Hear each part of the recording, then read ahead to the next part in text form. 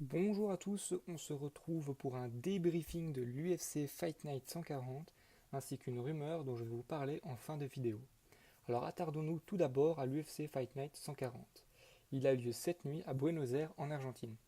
Le combat en tête d'affiche opposait Santiago Ponzinibbio face à Neil Magny. C'est l'Argentin Ponzinibbio qui a dominé la rencontre et qui a remporté la victoire par KO. Tout ça s'est passé lors du 4e round. Il a aussi remporté la performance de la soirée, son palmarès étant à 27 victoires et 3 défaites. Pour les autres combats de la soirée, celui qui opposait Ricardo Lamas et Darren Elkins, c'est Ricardo Lamas qui s'est imposé et qui a remporté la victoire par TKO. Tout ça s'est passé lors du 3e round. Son palmarès à lui s'étend à 19 victoires et 7 défaites. Le combat qui opposait Johnny Walker contre Khalil Rountree Jr., c'est Johnny Walker qui s'est imposé au premier round après même pas 2 minutes et qui a mis KO son adversaire. Son palmarès s'étend à 15 victoires et 3 défaites. Le combat qui opposait Jan Heinisch contre César Ferreira, c'est Jan Heinisch qui s'est imposé par décision unanime. Son palmarès s'étend à 11 victoires et 1 défaite. Le match qui opposait Ecuador Marlon Vera contre Guido Canetti, c'est Ecuador Marlon Vera qui s'est imposé par une soumission lors du 2e round, son palmarès étant à 12 victoires, 5 défaites et 1 no contest.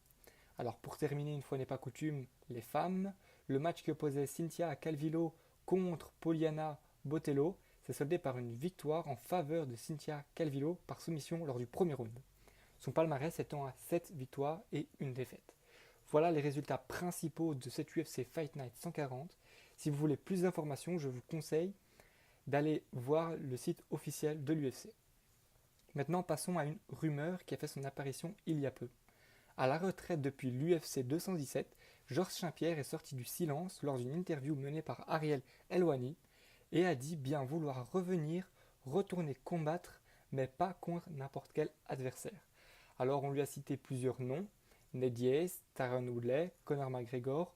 Aucun de ces des adversaires que je viens de citer n'a intéressé Georges Saint-Pierre. C'est plutôt le jeune combattant Khabib Nurmagomedov qui l'intéresserait. Alors il n'est pas intéressé par sa ceinture, mais plutôt par son héritage, comme il le dit. On le sait, Khabib Nurmagomedov est toujours invaincu au sein de l'UFC.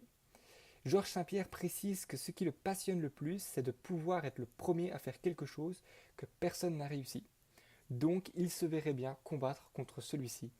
Alors il faut rappeler que Georges Saint-Pierre a dû se résoudre à quitter l'UFC et en plus de ça laisser sa ceinture pour ne pas bloquer la division, suite à une maladie dont il dit ne plus ressentir de symptômes. Donc espérons-le pour lui qui va mieux, c'est tout ce qu'on lui souhaite. Alors on attend une réponse de la part de l'UFC qui officialiserait ce combat hors du commun ou bien une réponse de Khabib. Pour le moment, pas d'autres rumeurs.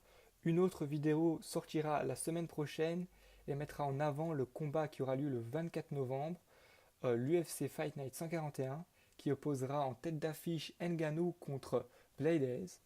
Si tu as aimé cette vidéo, n'hésite pas à t'abonner, laisse un like. Sur ce, je te souhaite une bonne journée et je vous dis à dans d'autres vidéos.